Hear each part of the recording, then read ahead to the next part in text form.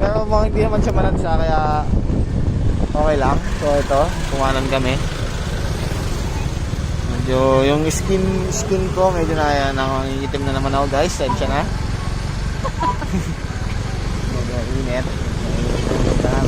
So nakita niyo yung isda ko kanina, di ba? Nakita niyo naman yung isda ko kanina. Maganda yung isda ko, dahil kong huli. Kahit nakihigit-higit lang ako, meron na akong masarap yung buhay dito sa probinsya. Dahil higit-higit ka lang, may ulam ka na mamayang gabi. At tanghalian ka pa. So yun nga,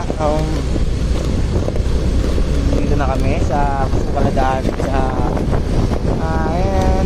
So kwentuhan lang natin ngayon ano nga ba yung pupunta namin. So ang pupunta namin ay isang falls na hindi ko alam kung falls talaga siya o ano. Pero mainit daw siya, mainit kasi galing siya sa under the sea, under the ground. So galing siya sa core. Hindi ko alam kung vulkan siya, pero hot spring daw siya, mainit daw talaga. So first time ako makapunta dito. At I think so I think Baway ka muna.